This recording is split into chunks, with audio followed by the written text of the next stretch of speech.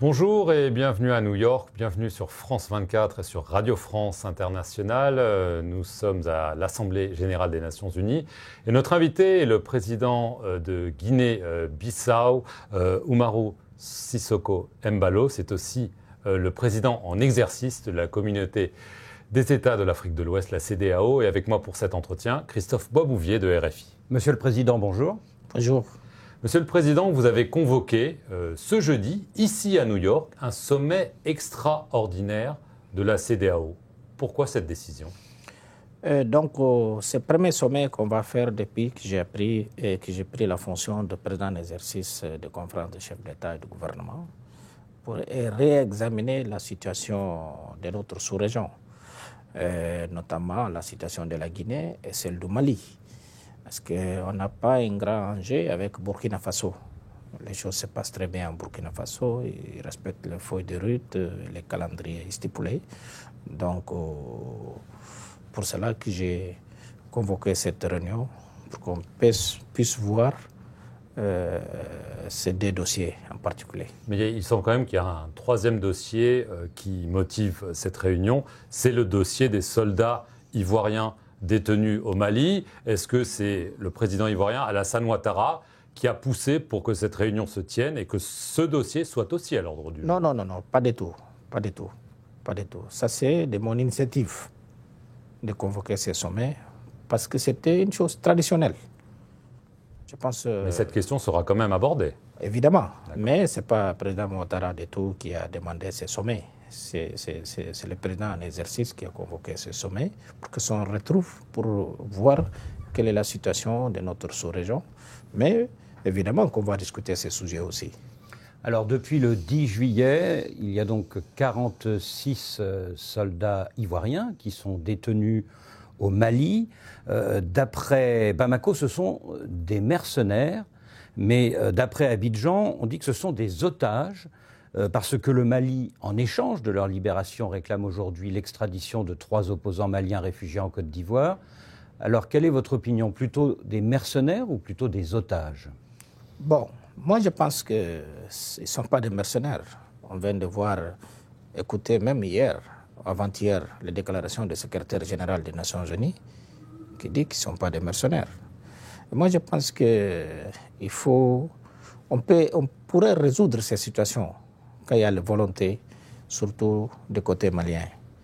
On a une tradition en Afrique aujourd'hui parce que les cas de ces 48 ou 49 soldats ivoiriens qui sont au Mali, l'Allemagne nous a bien expliqué que ça fait 3 ans que ces gens ont fait une prestation de service.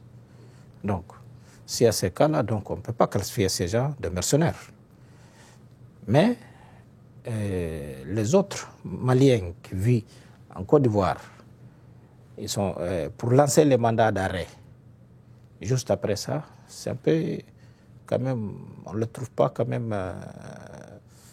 Je n'arrive pas à trouver les mots qu'on peut classifier ça, mais moi je pense que quand même on pouvait éviter le pire avec ces situations.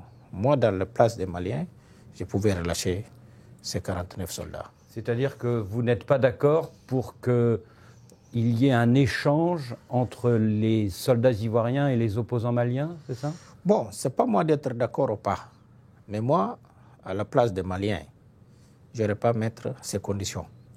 Alors justement, il y a eu ces dernières semaines des tentatives de médiation, il y a eu le Nigeria, il y a eu notamment le Togo, sans issue pour le moment, à part la libération de 3 femmes soldats, mais il y en a toujours 46 qui sont détenues. Alors très concrètement, est-ce que vous avez récemment parlé au colonel Assimi Goïta de cette question ? Et est-ce que ici à New York, vous allez rencontrer le chef de la délégation malienne, le Premier ministre par intérim, Abdoulaye Maga, pour essayer de dénouer ce problème ? Non, ce n'est pas prévu. Depuis que j'ai pris la fonction de président en exercice, je n'ai pas eu aucun contact avec Goïta. Je n'ai pas eu aucun contact avec Goïta. Donc, ce n'est pas prévu aussi que je rencontre la délégation malienne. Vous ne voulez pas leur parler ? Non, mais bon, moi je suis président en exercice de la CEDEAO, donc je ne peux pas me radicaliser pour dire que je ne peux pas parler à un pays membre de la CEDEAO, même s'ils sont expulsés, mais ça c'est dans la conférence dans les choses de la CEDEAO, mais on ne peut pas les expulser aussi, qu'il n'y ait pas le dialogue. Parce qu'aujourd'hui, en tant que président en exercice, je dois parler avec tous les États membres. Vous avez pris la présidence de la CEDEAO au moment où cette organisation a levé les sanctions économiques et commerciales contre le Mali. C'était au début du mois de juillet. Si on n'arrive pas à régler ce problème des soldats ivoiriens détenus au Mali, est-ce que de nouvelles sanctions pourraient être mises sur la table ou pas? Bon, tout est possible. Tout est sur la table. Mais comme vous le savez, moi je suis que le représentant de tous les chefs d'État. C'est comme ça qu'on fonctionne à la CEDEAO. Ce n'est pas moi, parce que je suis président en exercice, que je dois prendre une décision unilatérale. Il faut un consensus de tous les chefs d'État. Mais quel est votre point de vue à vous? Bon, moi je ne vais pas en parler trop par rapport à ces sujets, parce que je suis président en exercice. Je dois d'abord écouter, c'est pour cela qu'on a convoqué une sanction. Mais quand même, moi, ma position personnelle, je pense que c'est... D'ailleurs, le président Ouattara, c'est parmi les chefs d'État qui ont demandé d'une manière insistée pour qu'on lève les sanctions aux Maliens. Il y a 3 mois. Oui, le président Ouattara, c'est parmi les chefs d'État qui ont demandé pour lever les sanctions. Bon, je ne dis pas oui ou non, mais moi, je dis juste que ce président Ouattara, il est parmi les chefs d'État qui ont demandé pour lever les sanctions maliennes. Comme moi, je suis le premier chef d'État qui est parti au Mali. J'ai assisté au serment du président Badao. Quand a eu le coup d'État, après quelques mois, je suis parti voir Goïta.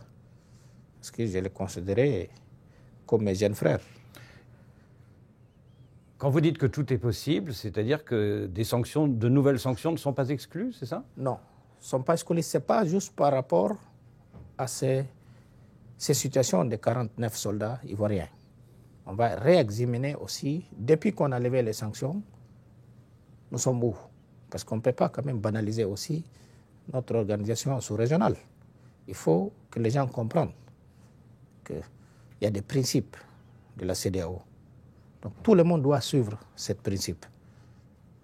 Justement, vous avez dit tout à l'heure qu'avec le Burkina, ça se passait bien. Avec le Mali, on voit que c'est compliqué. Il semble que le pays où il y a eu un putsch avec lequel c'est le plus compliqué, c'est la Guinée.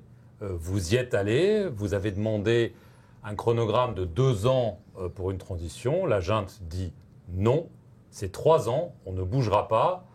Est-ce que là, on a un blocage complet? Non, pas de blocage. Je ne pense pas que les juntes ont dit que les 3 ans. Je n'ai pas entendu ça. Je n'ai pas 36 mois, ils le réaffirment.